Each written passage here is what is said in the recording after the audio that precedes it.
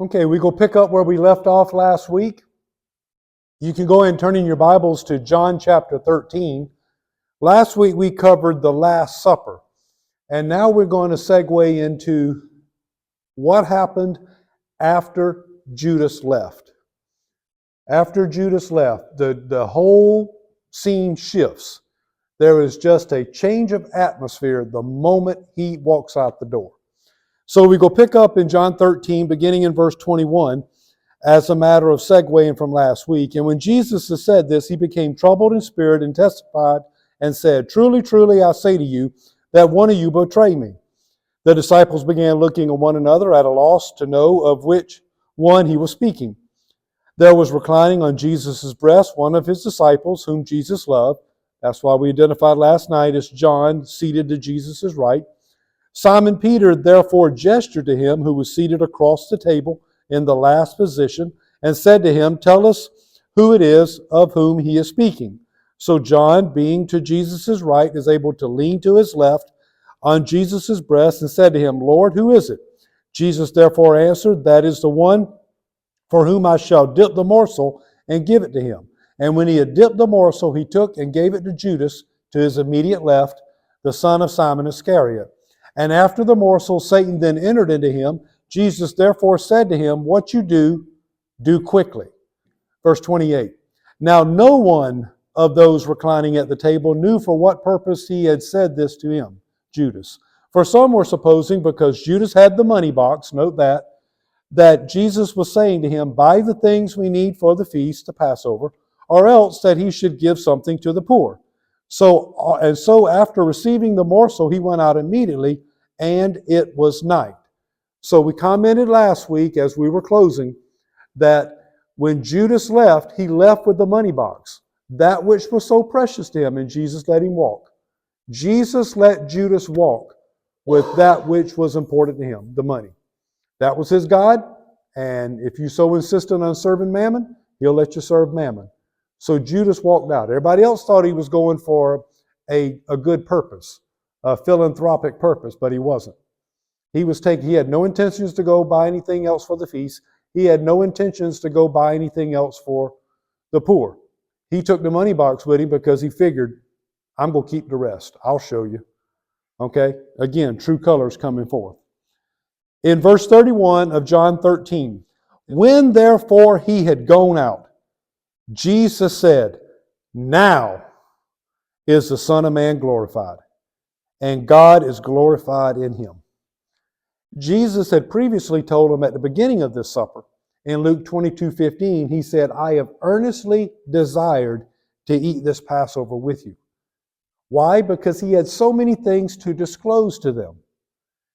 Beginning in the very next verse we're going to get to, and continuing in John 14, John 15, and John 16. There is so much in there that he wanted to convey to them. But something had to happen first. You had to get Judas out of there. You had to get the devil out. You had to get that one who was constantly undermining you, constantly mumbling under the breath, constantly rolling his eyes, constantly in disagreement. You got to get that spirit out of the room so Holy Spirit can have full and free reign to be able to do what he wants. He says, now we can get down to business. In other words. And it says, if God is glorified in him, God will also glorify him in himself and will glorify him immediately. Little children, I am with you a little while longer. You shall seek me, and as I said to the Jews, I now say to you, where I am going, you cannot come. Now he's going to shift gears with what he'd been waiting, chomping at the bit to say. And he could not say before because the devil was still around. But now he can. So he was urgently wanting to get this next point across. And what is it? It's the 11th commandment. You say, I thought there were 10 commandments. Well, there were. But Jesus adds an 11th commandment. Okay? And it's in John 13:34, and it's only mentioned in John, not in the other three Gospels. And he says, a new commandment I give to you, that you love one another, even as I have loved you, that you also love one another. Now, it sounds so simple. We could read it and say, yeah, I agree with you. We ought to love one another. Okay, well, we can't just leave it at that. So let me ask you a question.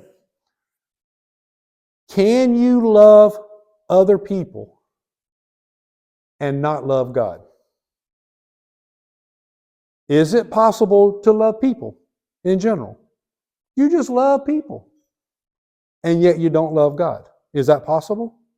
Yes. There's a whole world of people out there who love people.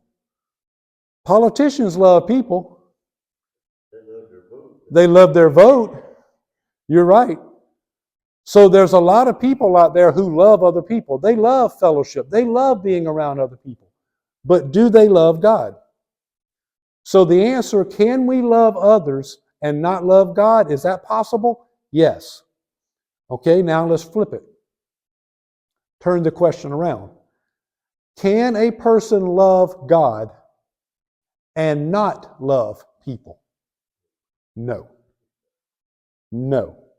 And there's scripture to back it up. 1 John chapter 4 and verse 20, I'll read it to you. If someone says, I love God, and hates his brother, he is a liar. Now you got to be careful about that word hate. Because you'll say, well, I don't hate anybody. Well, he's not talking about literally hating them. It's not a mean-spirited hate. Okay? He says, if someone says, I love God, and loves less his brother, I can't stand him.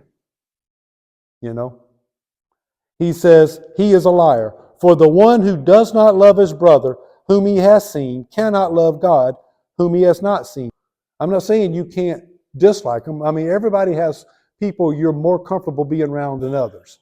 Some people get on your nerves. I'm not talking about that. He's talking about a heart hatred, a heart extreme dislike, that you're not going to show them love. That's what he's talking about. It's a type of emotion towards somebody that you're not going to show them any love. He says, if you love God, then that cannot be in the same heart that loves God, that says they love God. Because that which we claim to have in the unseen realm must be measurable in the seen realm. We have faith. Faith is in the unseen realm, the substance of things hoped for, the evidence of things not seen. But it has to be measurable. Show me your faith by your works, your corresponding action. So that which we claim to have in the unseen realm must be measurable in the seen realm. So the next question I have is this, because he's given this instruction to his disciples.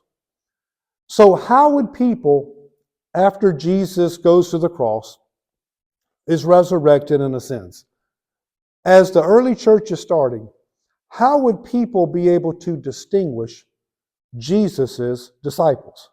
How would they know that they're his?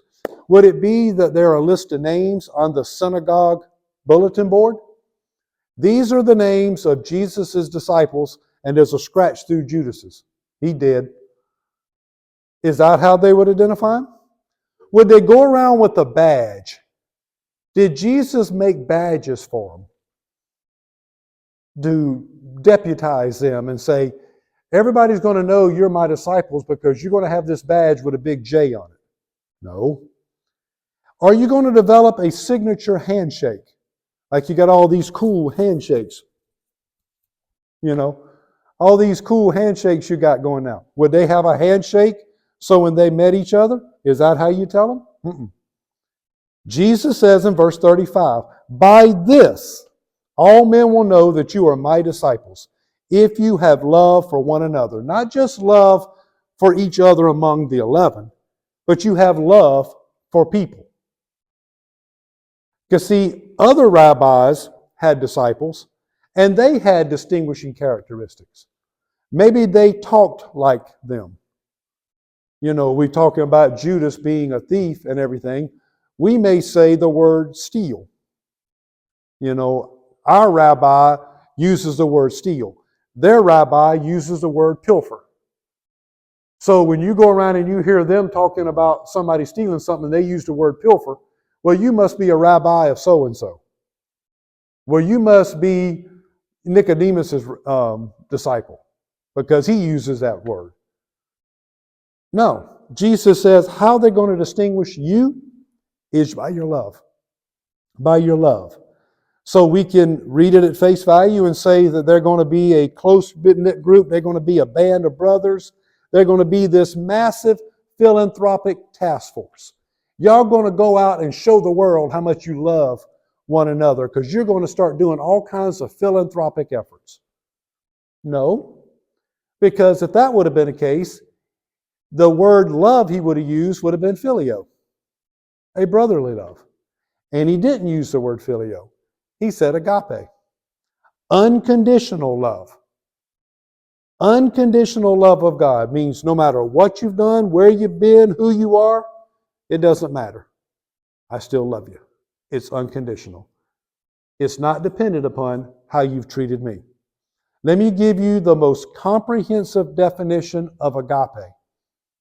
And you may have to go back and listen to it again to be able to write it down. But this is the most comprehensive definition of agape that I know of. Agape occurs when one sees, recognizes, understands, and appreciates the value of a person, causing him to behold the person in great esteem, awe, admiration, wonder, and sincere appreciation. Such great respect is awakened in the heart of the observer for the person he's beholding that he is compelled to love him. In fact, his love for that person is so strong that it is irresistible.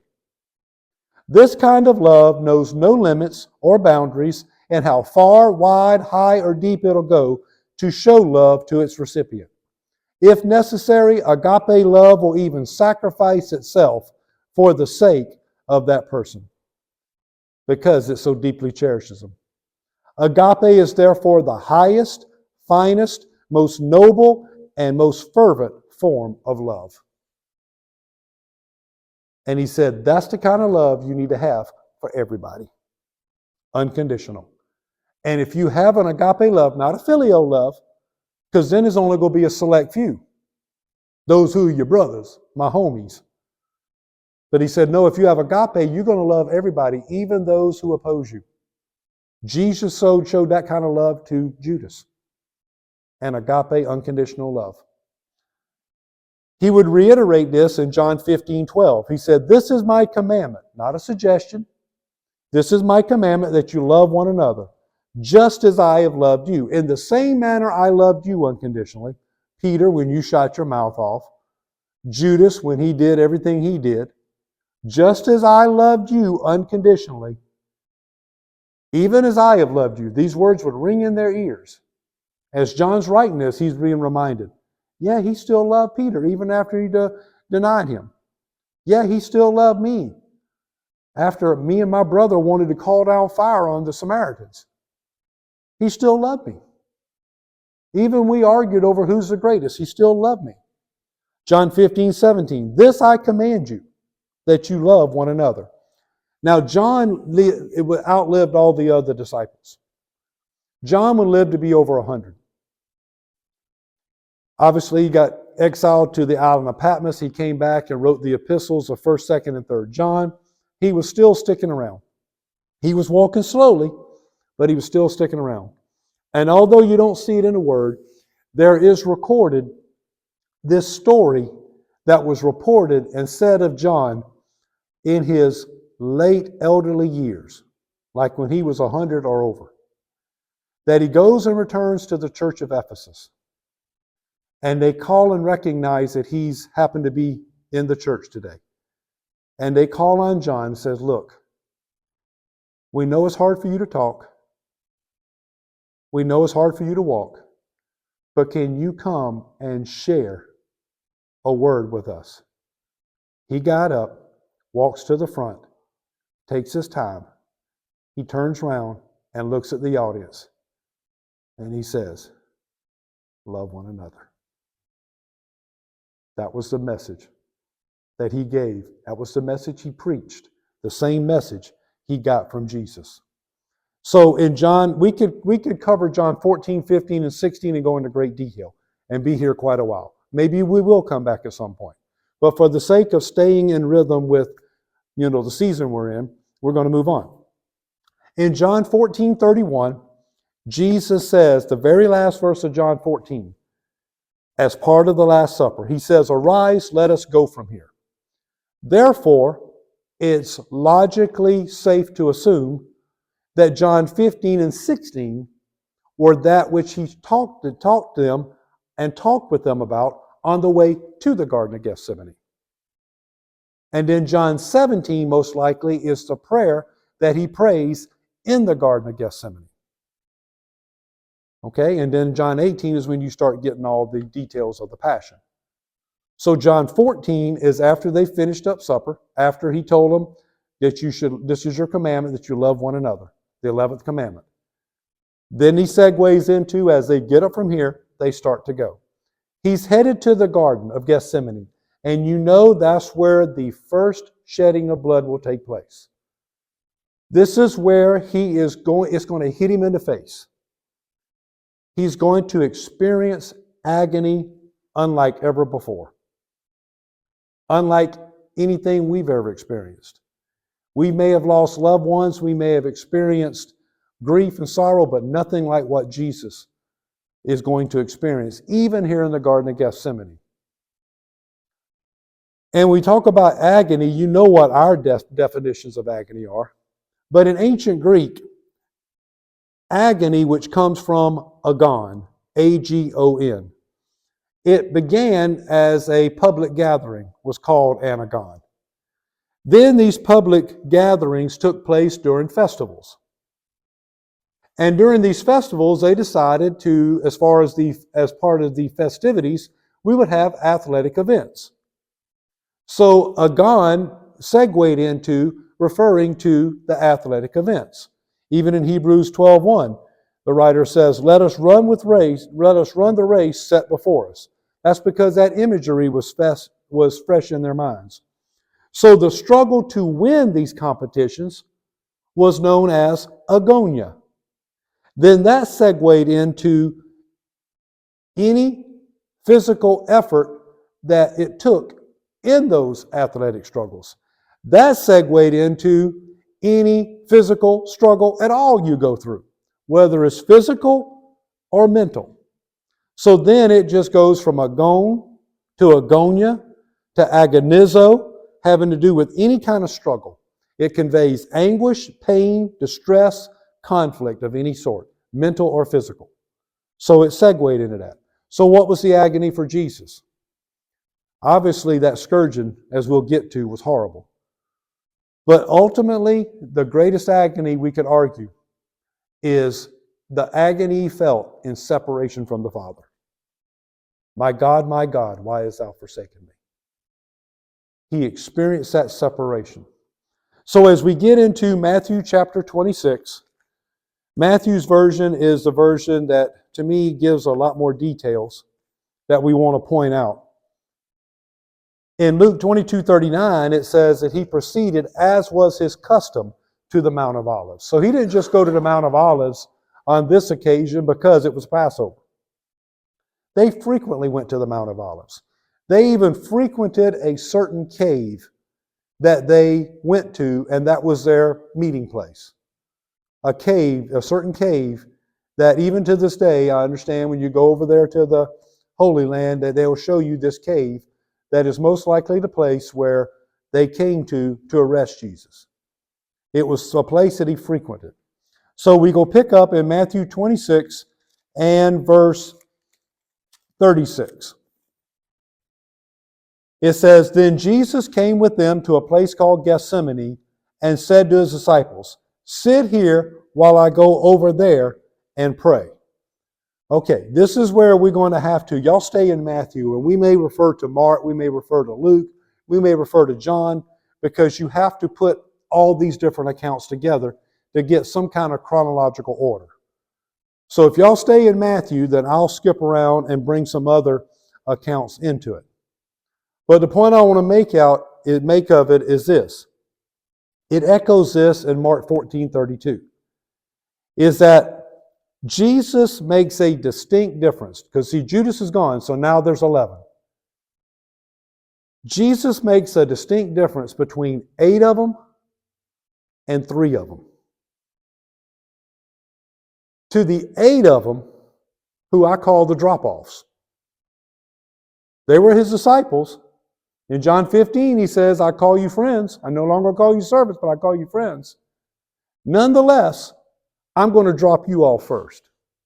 You ever had, like whenever you were, maybe when you were a kid or when your kids were little and you had a van or something, you had a vehicle, and you had a number of kids, you were going to a ball game, and then it was your responsibility as a parent, or maybe when you were a kid, your parent was dropping off all the kids, and you knew who you wanted them to drop off last. You can go and drop that other one off. You can let them be the first one you drop off. You know, we're going to save and wait till the last to drop. My best friend, let's wait and drop him off last. Okay, picture something like that here. So there's 8 of them. The 3 that it says, okay, y'all are a little bit different is who? Peter, James, and John. The same 3 he took in the room with him when he raised Jairus' daughter from the dead. The same 3 he took with him on the Mount of Transfiguration. They're the same 3 that he's going to ask to go a little farther. But for these first 3, the drop-offs, he says, y'all sit here while I go over there and pray. He doesn't give them the same specific directions that he's going to give Peter, James, and John. Now, Peter, we know, is a natural-born leader. So you can see why he stood out. He was probably the first one to volunteer for everything. John is the one who calls himself the disciple whom Jesus loved. So evidently there was a tenderness there. And what I see personally, if I want to give you a modern day illustration, you know, everybody saw the sitcom MASH. Okay? So whether you had Henry Blake in command or you had Colonel Potter in command, both of them had a tenderness for Radar. Because what? Radar was so dependable. Okay? So to me, I see John as his Radar.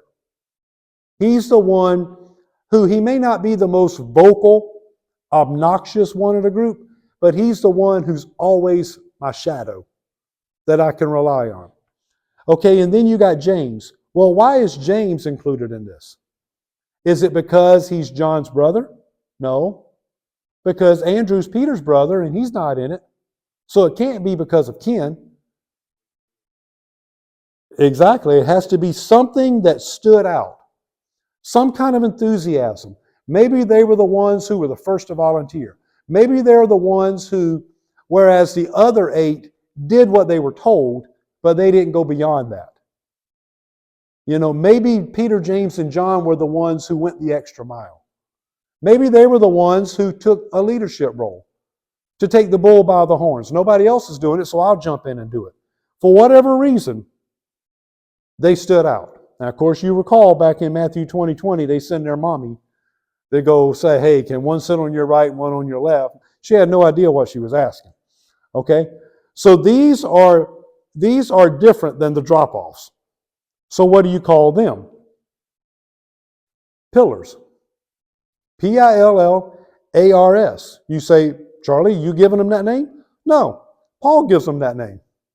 In Galatians chapter 2 and verse 9, when they all recognize this grace operating in my ministry, Paul says, those who were recognized as influential pillars in the church, James, Peter, and John. They were like columns.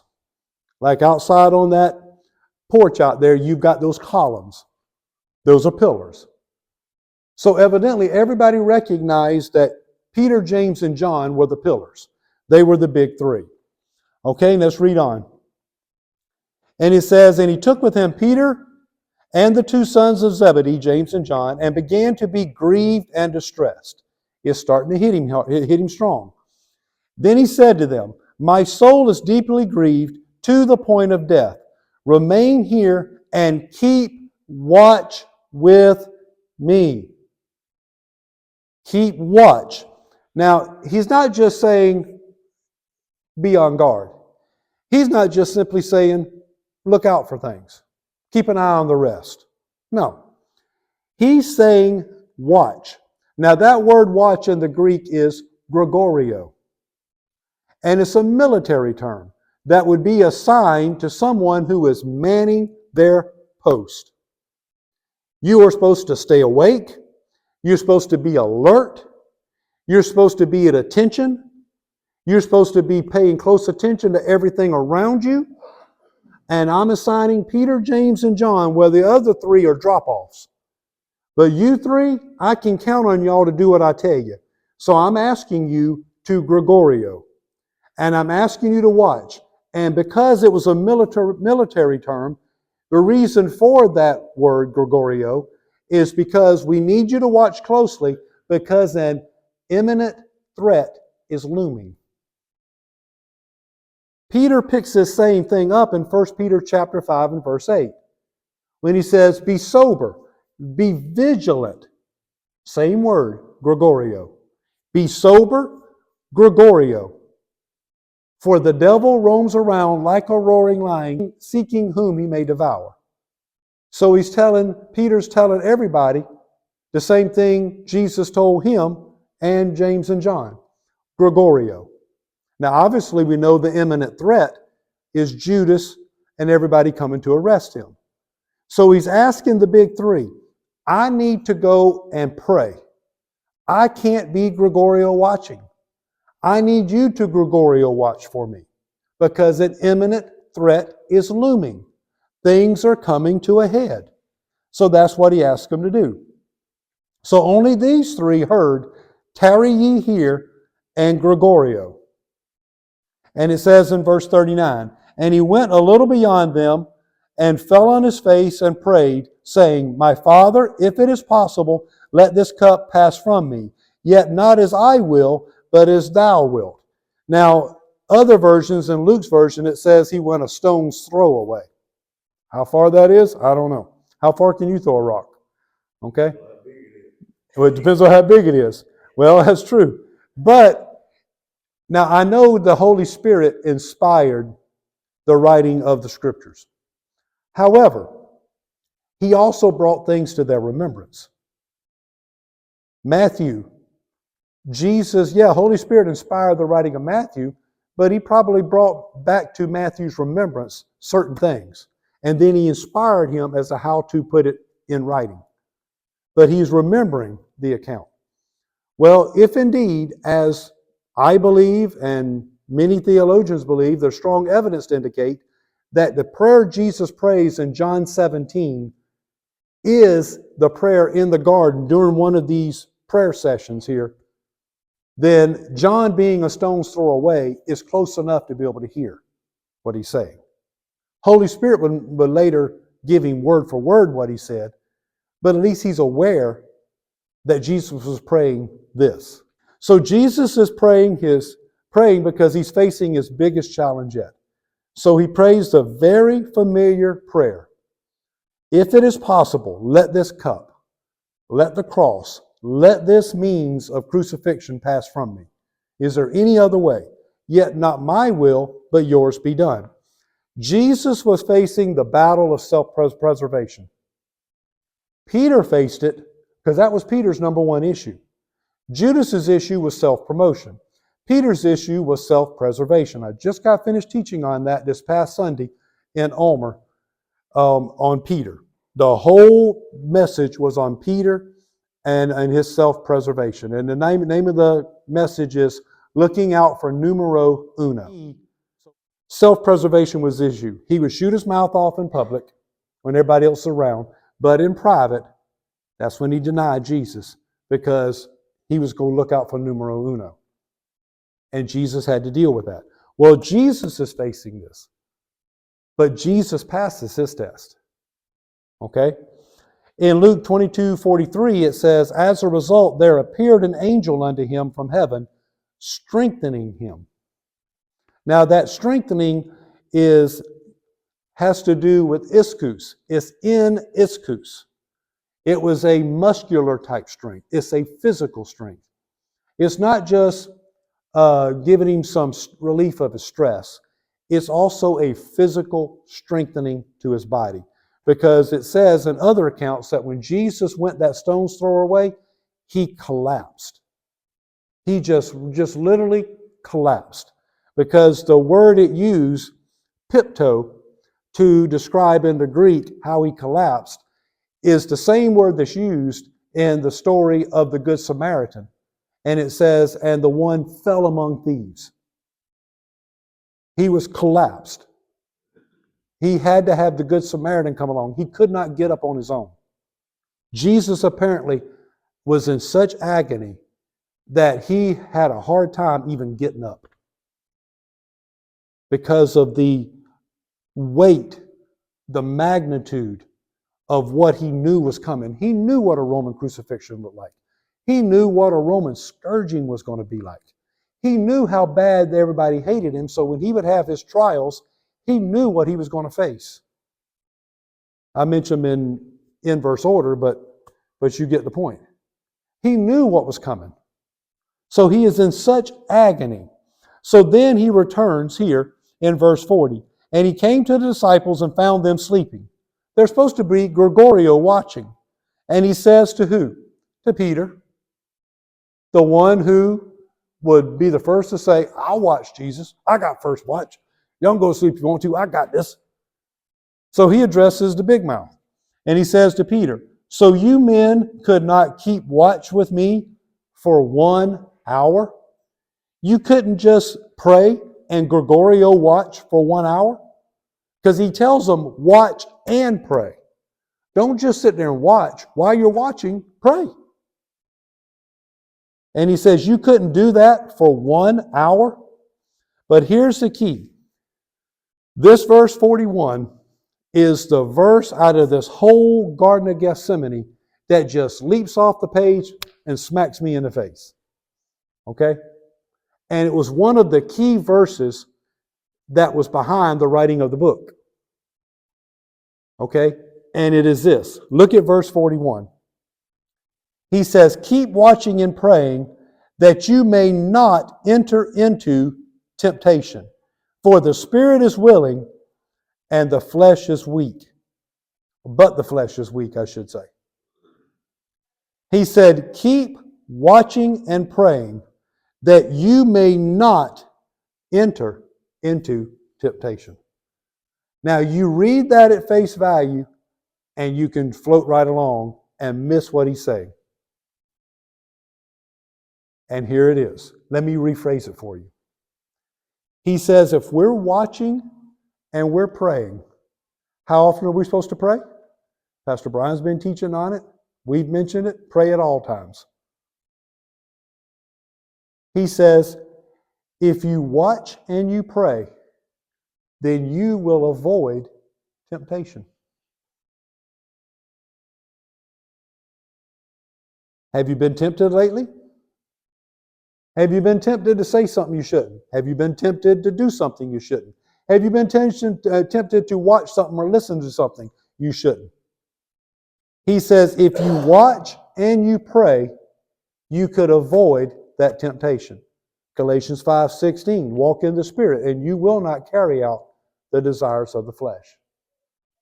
So he's telling Peter, who did he speak it to? Peter. This is the same one that in Luke 22:31, after he shot his mouth off, Jesus, all the others may fall away, but I'm not going to fall away. I will go with you to prison and to death. And Jesus says, Satan has demanded, aiteo. He is ex-aiteo, but he says, Satan has demanded to sift you like wheat. And I prayed for you that your faith would not fail. So he's telling Peter here, if you watch and pray, remember that which I prophesied to you? He says, if you watch and pray, you could avoid it. That's exactly what he's saying.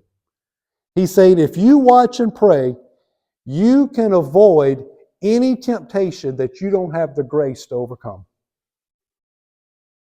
Anything that you're just not strong enough to handle right now. You're learning.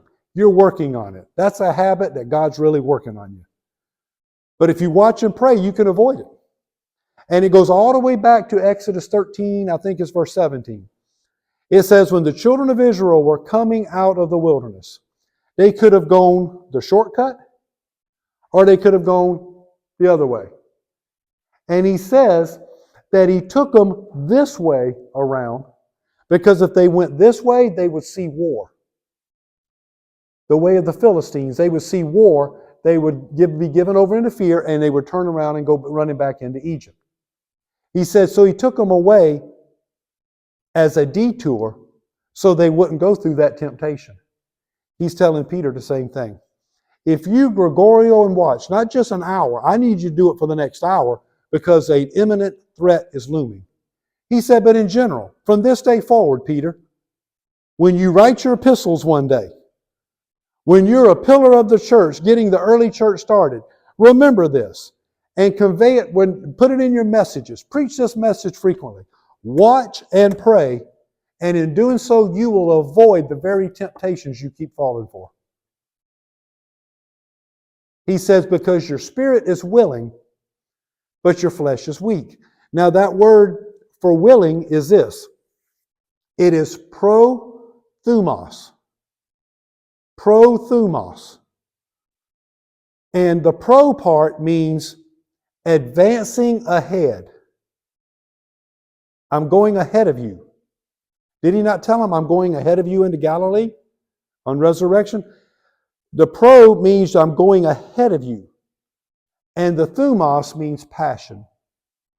So your spirit is wanting to take you farther than your flesh wants to go. Your spirit is willing to pray. So what does that say? Your flesh doesn't want to pray. So for someone who prays a lot, that says of that person, your spirit wins the battle more than your flesh does.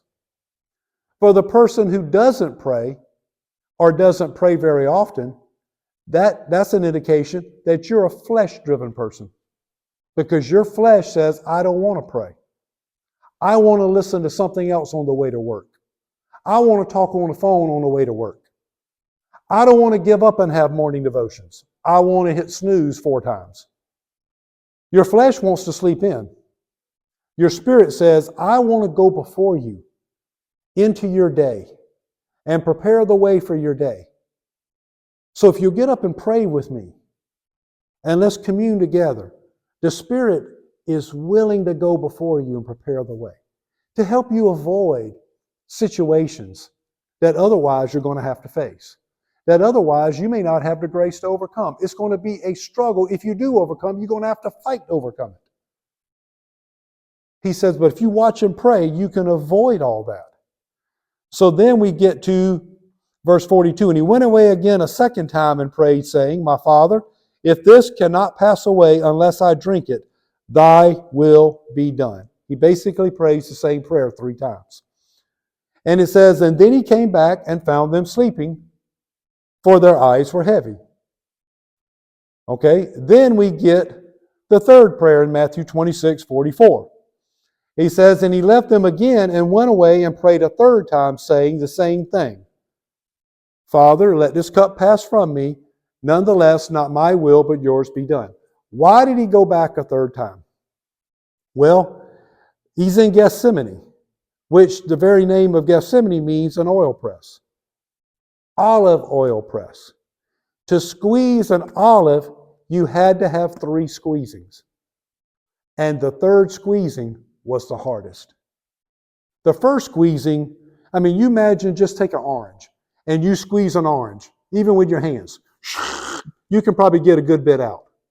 That second squeezing, you're going to have to squeeze harder to get some juice out. The first time it wasn't as bad. But that third squeezing, you about got to wring the thing in half to get the juice out of it. So each squeezing is more and more agonizing. And every time Jesus went back to pray, it became more and more agonizing. So this third prayer was the most agonizing. So he had to go back at second time to again remind them, I need you guys to be Gregorio watching. I got to turn my back and pray to the Father. I can't be on watch. I need y'all to be watching and praying. But there's a benefit for you if you watch and pray, then you will avoid temptations you're about to face. As far as Peter's concerned, here's what I take from that. If Peter would have been watching and praying, just like he led the children of Israel a different way so they wouldn't encounter the Philistines and see war, if Peter himself, just Peter, we'll just talk about him, if he would have been watching and praying, then he would have been led by the Lord, because remember the Spirit's willing? Spirit would have gone ahead of him. And the same Spirit of God who gave him revelation, thou art the Christ, the Son of the living God, that same Holy Spirit would have given him the thought to go a different way. You're going to follow when Jesus gets arrested. You're going to go see what's going on. But you could have gone a different way, and you could have avoided those servant girls. You could have avoided that crowd of people who recognized that you're one of him because of the way you speak. And you could have avoided that temptation to deny me. Jesus had already said, before the cock crows, you will deny me 3 times. And then turns right back around and says, if you watch and pray, you can avoid what I said going to happen. You could avoid it. He gave him an out clause. He gave him a loophole. He says, and when Jesus says something, you can put it in the bank. It's going to happen. He says, you are going to deny me 3 times. And yet here in the garden, he says, if you watch and pray, then your spirit who is willing to go before you to map out a different route. And he will tell you and guide you to go a different way. But because he wasn't watching and praying, he faced a temptation to deny Jesus, not once, not twice, but 3 times, that he did not have the grace to pass on his own. Not yet. Post-Pentecost, he would. But at this time, he wasn't strong enough to pass the test of self-preservation. Self-preservation is still your issue, Peter. But you can avoid denying me if you just simply watch and pray. Not just for the next hour, but just in general. He said, because your spirit is willing to redirect you, but your flesh is weak. So Jesus goes back and he prays this 3rd time. And this 3rd squeezing, if you will, is a wringing. I mean, take a piece of cloth that is just soaking wet. I mean, you take a shirt, you take your t-shirt off, and you put it in a tub of water. You get up, and the first squeezing, you can get a good bit of water out. The second squeezing, you can get some more out. But that 3rd one, you're going to have to wring it. That's what Jesus is being tested with here. He's being put through the wringer, so to speak. In this 3rd occasion, more so than the 2nd, more so than the 1st. And it is so intense that Luke 22:44 is where it records that he sweats great drops of blood under that type of stress and duress. Because it is a medical condition that to this day is referred to as hematidrosis. Hematidrosis. And what happens is when somebody's under really intense stress, that the layers of skin, now I'm doing the forehead because it says he sweat great drops of blood, so that the outer layer and the inner layer of skin here, because of the stress and because of the blood vessels and everything, it creates a pocket in between the inner layer and the outer layer of the skin, so that any thickly clotted blood would seep through that inner layer of skin into that vacuum, into that pocket between the inner and the outer layers. And then it gets mixed with human sweat and goes through the pores of the skin. And that's how medically it is explained that Jesus sweat great drops of blood. The wringing he was going through was so intense. And he was just, sometimes somebody like this, you can just see the veins popping out in their head. That wringing was so intense that it caused a separation of the layers of his skin, creating a vacuum, creating a pocket. And any thickly clotted blood, because blood will clot under stress like that. And it seeps through the pores, mixes with sweat, and he sweat great drops of blood. This is an occasion, one of the occasions, remember we talked about last week? The water in the basin, Exodus 12, the blood in the basin. What do you have here? Blood and water mixing together. Remember, I couldn't give it away last week because we'd get to it this week. But this blood and water mixture follows suit. Last week we discussed it. Water in the basin versus blood in the basin. Now you got him sweating drops of blood. The water of his sweat mixed with the blood from his blood clots that was seeping through the pores of his skin in that separation of the two layers of skin. And he sweat great drops of blood. And it continues all the way through until the spear goes into his side. Now look at verse 46. Or 44, it says, he left them again and went and prayed a third time, saying the same thing. He prays the same prayer. Now, my personal understanding is during that second prayer is when he prayed the John 17 prayer. Because the third time was too agonizing because it was that ringing, it was that third squeezing. The first time he went and prayed and he was physically feeling it, the angels come and strengthen him. The second time he goes, it's understood that that's when he prays that John 17 prayer. You can read it for yourself. John 17, he prays that in the garden. Then he comes back in that third squeezing because it's the shortest. He's not praying a whole hour because the imminent threat is looming. And when he comes back, he says, arise because it's time. In verse 45, then he came to his disciples. He says, are you still sleeping and taking your rest? Behold, the hour is at hand, and the Son of Man is being betrayed into the hands of sinners. Arise, let us be going. Behold, the one who betrays me is at hand. But this is where we got to bring in Luke's version of it. Because in Luke 22:40, he gives us what Peter gives us in Matthew 26:41. Watch and pray so that you won't even enter into temptation. You can avoid it. If you Gregorio watch and you pray while you're watching. Now, look at verse 46. I'm going to read it to you in the translation that's taken from the Aramaic, which is the language that Jesus spoke. The New Testament's written in Greek, the Old Testament's written in Hebrew, but Jesus spoke Aramaic. So I'm going to read it from the translation that comes from the Aramaic translation interpretation of verse 46 of Luke 22. It says, you need to be alert and pray for the strength to endure the great temptation. So in Matthew 26:41, he says, if you Gregorio watch and pray, you can avoid the temptation. But since you're not doing that, you're not Gregorio watching. You're not praying at all times in the Spirit. You're not praying at all times. You're not praying Aiteo prayers. You're not praying without ceasing. You're not praying as often as you should.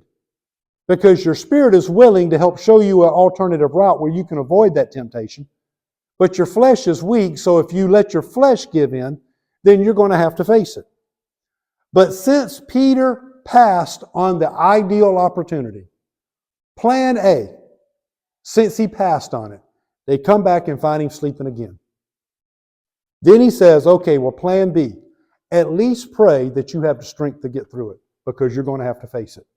So you either ideally, plan A is to avoid the temptation. But if you're not going to do that, then plan B is pray that you got the strength to go through it because you weren't Gregorio watching and praying, you're going to have to go through it. So pray that you have the strength to get through it. And what did Jesus pray? He knew Peter wasn't going to be able to take him up on plan A. He knew Peter was most likely going to go plan B, although he gave him plan A as an option. What did he say in Luke 22:31? He says, Satan has demanded to shift you like wheat. And he says, I said, go ahead. He's got the legal right to do so. He said, but when you have been converted, strengthen your brothers. You're going to go through it. You're going to be sifted like wheat. That is a threshing and a winnowing. He says, but when you get through it, now go strengthen your brothers. So I want you to teach them how to be strong in the Lord and the power of His might, so that they can avoid the temptation. You can testify. Jesus gave me plan A and I blew it. I blew it right off. I went back to sleep. I could have avoided denying Jesus. I could have avoided all that miserable weekend I had with that look in my eyes and my head from where Jesus turned and looked at me when I denied Him that third time after cursing and swearing. I could have avoided all that. So Peter's preaching sermons now. It says, look, but he came back to me right before he got arrested and said, look, since you didn't take me up on plan A, then at least take me up on plan B. And get busy praying now that you've got the strength to go through it. Again, he would have been redirected, I'm convinced. He says in Matthew 26:46 and Mark 14:42, get up, let us be going. Behold, the one who betrays me is at hand. Now, Jesus had the Gregorial watch while he prayed because the others weren't watching nor praying. So Jesus sensed when the imminent threat was looming. He sensed when the imminent threat had arrived. Check out the timing. From verse 46, when he says, get up, let us be going. Behold, the one who betrays me is at hand. Let's get up out of the recesses of cave and let's go outside the cave because he's there. Look at verse 47. While he was still speaking, behold, Judas, one of the 12, came up, accompanied by a large crowd with swords and clubs, who came from the chief priests and the elders of the people. Judas then, in verse 3 of chapter 18, having received the Roman cohort of officers from the chief priests and the Pharisees, came there with lanterns and torches and weapons. They came with a crowd of people to arrest one man. Why? Why did they bring, I'm going to show you, I don't have time to get into it tonight, how massive of an army they brought with him. Then all the religious people, in addition to the army. Then a multitude of people who want to see what's going on. There are thousands of people here for Jesus' arrest. All this for one man. Why? Because he had been known for his previous escapes. In Luke 4:30, but passing, when they tried to throw him over the cliff, but passing through their midst, Jesus went his way. John 7:30, so they were seeking to seize him, but no man could lay his hands on him. John 8:59, therefore they picked up stones to throw at him, but Jesus hid himself and went out of the temple. John 10:39, therefore they were seeking again to seize him, and he eluded their grasp. 4 times already, he's gotten past them. How? Slipped right through them. And here's a crowd they got with them. So they brought a crowd and they brought soldiers. And as we'll see, they brought the lanterns and they brought the torches. They brought the lanterns that were bright shining, but short-lived. Because there were plenty of hiding places amongst the tombs, the caves, and the Mount of Olives. There were plenty of hiding places. So they brought the lanterns that would put out a lot of light so they can see him if he tried to get away. Then they also brought the torches that had the long wicks because they were prepared to search all night if he tried to get away. And they had enough of an army there to surround him. They were determined, you're not getting out of our grasp this time. And they brought with them an army. And we'll have to pick up with that next week. But I wanted to get through his arrest, but that's okay. We'll pick up with his arrest and get into his suffering next week. But the emphasis tonight we wanted to place on that Garden of Gethsemane. We can, from this day forward, whether you're listening online or whether you're listening here in person, I know it's etched in my mind, and I have to be repeatedly reminded of it. Jesus still offers a plan A. You watch and pray, and even temptations that you're not aware of. You may be aware of things that you fall for frequently now. If we watch and pray, we'll avoid them. But there may be some temptations we've never encountered before. We don't know what's out there. And he says, if you watch and pray, plan A, you can avoid that temptation altogether. But if you don't, he says, then plan B is, then pray for the strength to go through the temptation that you could have avoided.